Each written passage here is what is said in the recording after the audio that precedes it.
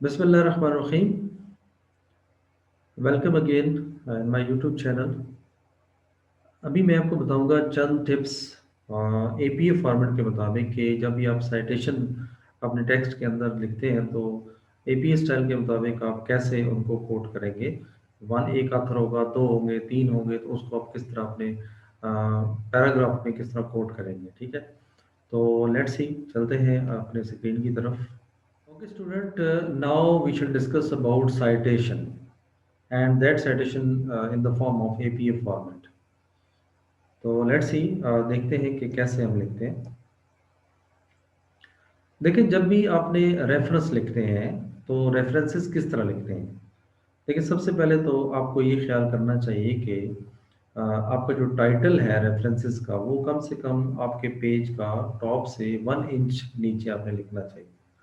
Page number top right corner पे, लेकिन कहीं इसका फॉर्मेट ये भी है कि पेज के सेंटर बॉटम में पेज नंबरिंग की जाती है। ठीक है, लेकिन एपीए फॉर्मेट में राइट साइड में भी होती है, ठीक है, टॉप पे।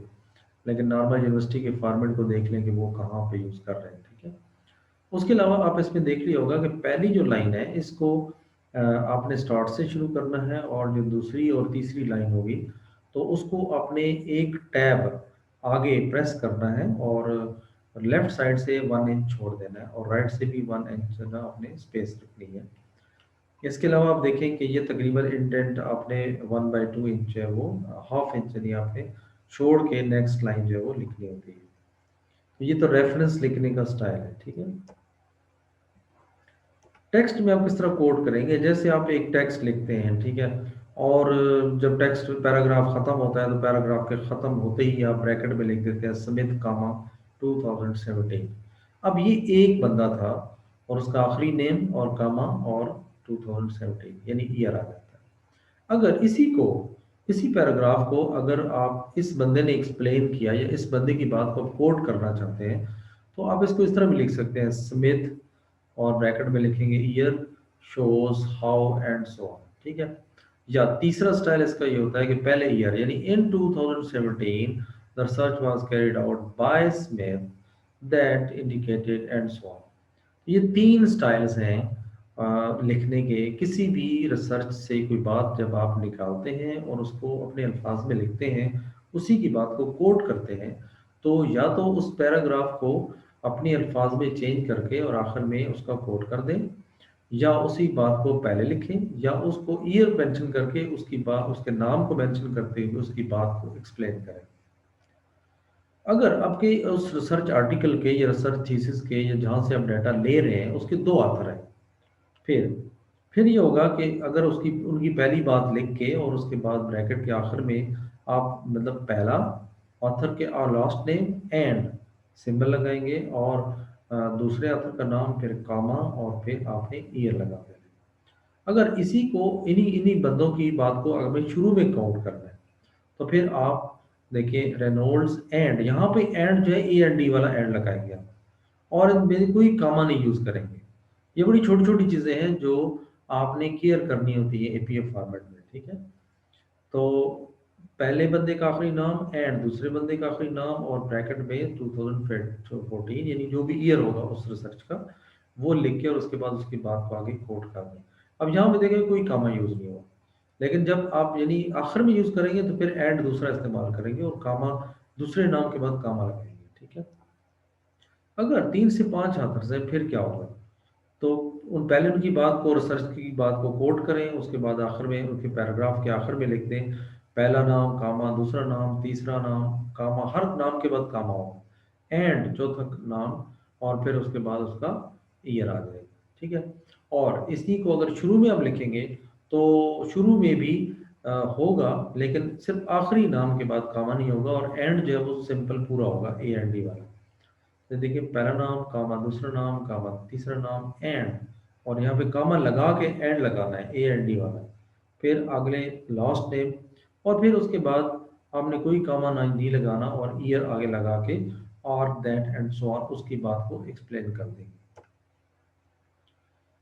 3 to 5 ऑथर्स में अगर 5 ऑथर से ज़्यादा हो, ठीक है, तो उसको हम इस तरह भी लिख सकते हैं कि in this research many participants made use of and so on paragraph जैसे ही खत्म होगा तो फिर जो पहला होगा ऑथर उसका नाम लिखे इट ऑल डॉट कॉमा और फिर ईयर। और अगर इसको शुरू में को नाम लिखेंगे, ठीक है, ज़ाहिर है हम सेंटेंस जब चेंज करते हैं तो हम आथर्स के अगर आखिर में लिखा हुआ है तो शुरू में लिख देते हैं, शुरू को होगा तो आखिर में लिख देते हैं, सेंटेंस उसके जो चेंज कर देते हैं, उनकी बात को मुख्तलिफ अंदाज में और बयान कर दिया जाता है। तो उसके बाद हम शुरू में अगर इसको कोट करेंगे तो फिर इट ऑल के बाद डॉट होगा, कामा नहीं होगा, और उसके बाद ईयर लिख के आप उसकी बात को कोट कर सकते हैं। अब 6 या 6 से ज़्यादा ऑथर्स होंगे, फिर शुरू में लिखेंगे तो जैसे लॉरेंट एट ऑल डॉट और फिर year, see that and so on. और अगर किसी ऑर्गेनाइजेशन की बात को आप कोट करेंगे तो फिर according to new research and so on, और आप फिर उस पैराग्राफ के आखिर में उस कंपनी का नाम और कामा और ईयर लिख देंगे। उसके बाद कोट्स, अगर कोई बात आपने कोट करनी है, किसी की बात को एज इट इज़ कॉपी करना है, तो फिर आप क्या करेंगे? फिर यहाँ पे एक बात आपने पॉइंट याद रखना है कि उसमें आपने ये करना है कि एक तो उसकी एग्जैक्ट बात को कामों में इनक्लोज करना है, और जो कामों में इनक्लोज होगी उसमें जो आप रिसर्च का रेफरेंस देंगे तो उस ऑथर का नाम, मतलब लास्ट नेम, और कामा, ईयर के बाद कामा, और फिर उस वो पेज नंबर भी उस आर्टिकल का लिखना पड़ेगा, उस थीसिस का, कि वो जहाँ से उठाया उसका पेज नंबर क्या था। तो पेज नंबर लाजमी लिखना है आपने, ठीक है, फिर जिस बात को कोट करेंगे। अदरवाइज जो है जिसको कोट नहीं करेंगे तो उसमें ज़रूरी नहीं होता, उसमें जस्ट नाम और ईयर ही काफ़ी होता है। उसके बाद मल्टीपल सोर्सेज, बाज़ औक़ात एक बात मुख्तलिफ रिसर्चेज में हो चुकी होती है, तो जैसे हम नॉर्मल एंड में यूज़ करते हैं तो उन्हीं को रेफरेंस को एज इट इज़ यहाँ पे यूज़ करना है। सिर्फ ये है कि दरमियान में सेमी कॉलन लगाते जाएंगे, ठीक है, और शुरू और आखिर में ब्रैकेट लगा देंगे। तो ये था व्यूअर्स आज का हमारा लेसन, उम्मीद है इंशाल्लाह आपको अच्छा लगा होगा।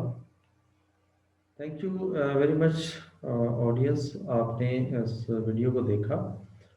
मज़ीद अगर आपके जहन में कैसा सवाल आ रहा हो तो जो आप पूछना चाह रहे हो तो कमेंट सेक्शन में मुझे कमेंट्स करें, तो इंशाल्लाह हम आपको मज़ीद इस पर वीडियो बनाकर आप तक पहुँचा देंगे। अपना ख्याल रखें, टेक केयर, अल्लाह हाफिज़।